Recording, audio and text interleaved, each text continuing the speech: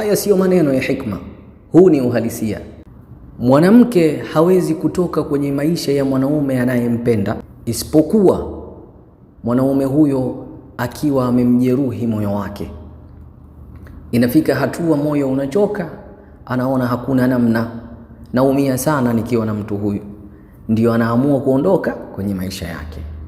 Lakini mwanaume ukimwona ametoka kwenye maisha ya mwanamke ambaye walikuwa wakiishi vizuri, mara ghafla anamuona hafai, hamjali, tambua kuna mwanamke mwingine mpya kaingia kwenye maisha yake. Sijui unanielewa? Hii sio hikma, huu ndio uhalisia wa wanaume wengi.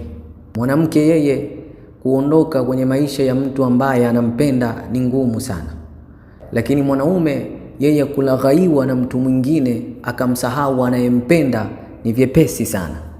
Sasa mwanaume ukijiona una udhaifu wa mapenzi, ukimpenda mwanamke mwingine, hauwezi kuwa mwadilifu hata wa vitendo, kiasi cha kwamba mpaka mwanamke mmoja anagundua mwingine anapendwa sana kuliko mimi, hauwe mwadilifu.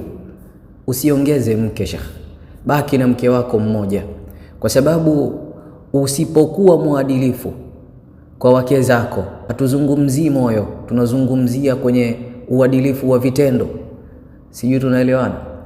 Usipokuwa mwadilifu, siku ya kiyama utakuja moja ya bega lako likiwa limepinda, kuonyesha ya kuwa wewe haukuwa mwadilifu kwa wake zako, alafu kasheshe linaanzia hapo mbele ya Allah azza wa jalla. Sawa? Mashaallah. Ana Yasin Al-Haythami, Allah kubariki.